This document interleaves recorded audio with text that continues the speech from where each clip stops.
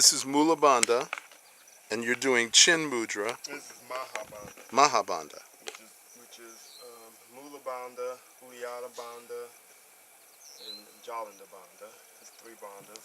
And then Chin Mudra is here. Mm-hmm. The hands.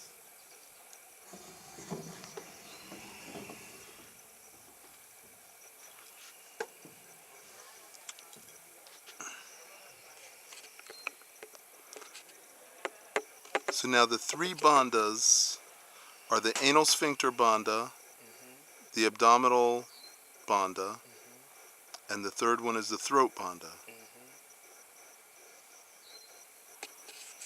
And here we have this Yoni Mudra. I use this for the Lakshmi city and for the city involving Ram. So you can leave it here with Lakshmi city. Or you can take Vajra.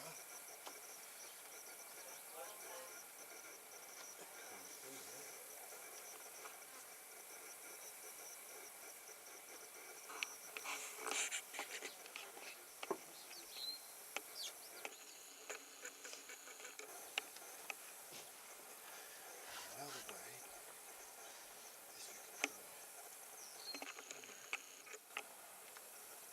is You grab the bottom of the foot, and the heel is in the perineum. Right. And Okay. so here you're engaging the Mula Bandha.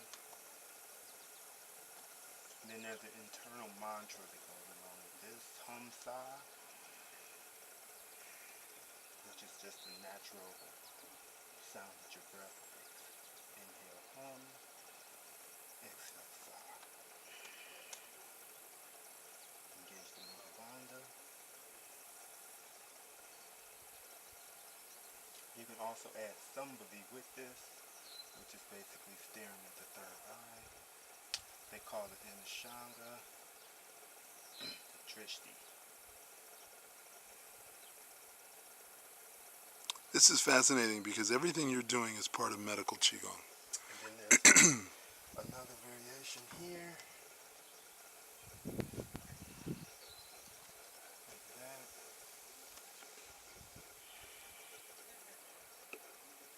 You direct the gaze to the toe, that's the Drishti.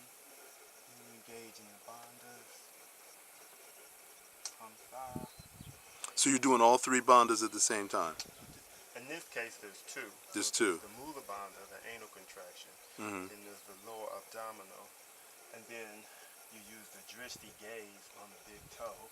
Okay. And then you internally repeat Hamsa just with the rhythm of the breath. Inhale hum, exhale sa. And so there are about 11 asanas called the classical Hatha Yoga series Kayakope. And Kayakope is basically developed in order to prepare the nervous system for Raja Yoga, which is the yoga of Samyama, the last 3 limbs of the Ashtanga tree. So could you explain what the purpose of Raja Yoga is?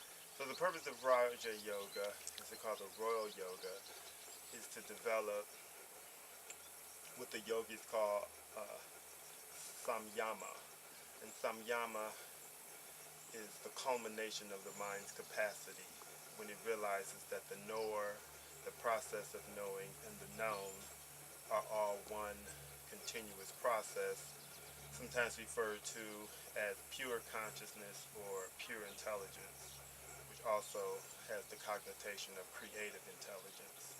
So the purpose of yoga is to become totally identified with that creative agent, and in that way your relative identity, which is your race or your status or whatever, doesn't cause you, doesn't become a source of suffering, which in yoga they call kleshas, which are obstructions to the truth. Obscurations of the truth.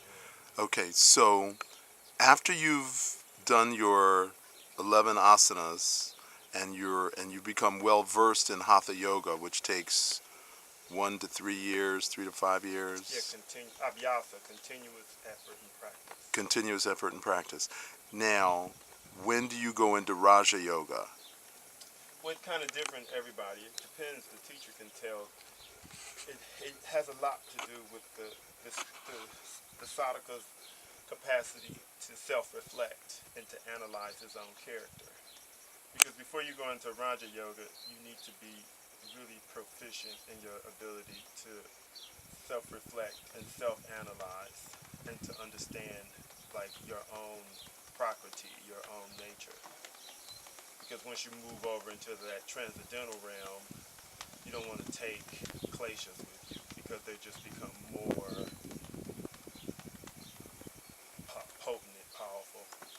The kleshas become more Yeah. potent and powerful as a way of distracting you from your true Right. purpose, which is identifying with the divine. Right. Okay. And so from Raja Yoga, you might go into Bhakti Yoga or Karma Yeah, Yoga? you could. It depends on the person. It depends on some people have a, like people who are Pisces tend to have more of a bhakti nature already. So to balance out that all that devotional energy, they might need like something really physical. People who are already like really physical might need some type of devotion or some form of dharma to give them like purpose in their work. So it's all kind of predicated off the individual's constitution, which you can tell from pulse and tongue and from looking at their shin, listening to their voice tone. And you get an idea of like what the person's individual constitution is. And then from there, you can like develop a practice. But the idea kind of like a one yoga fits all, it's really not in accord with how the system was traditionally kind of implemented and taught. But it's good though. It's good that people go to yoga class. They get their respiratory and their digestive systems going. But what about people that have been doing yoga for 10 years? How do they progress? Do they need the yoga medicine that you teach, or do they need a guru? Yeah, what I find that people after so long they get kind of stuck in their practice and don't know where to go next. So they might need meditation, right? Or they might need to refine their diet and understand rasana, which are different herbs and spice remedies in order to increase ojas and the production and eliminate metabolic waste, which strengthens the nervous system, and then they can move on in the development of their consciousness with their practice. So after so long, after you get your muscles and your alignment together, then there are other subtleties that you need to develop in order if you want to move forward in your development of higher states of consciousness. Okay. We're talking with Wendell Jones, who is a graduate of Maharishi University in Iowa, and he teaches the medicine of yoga, or yoga medicine.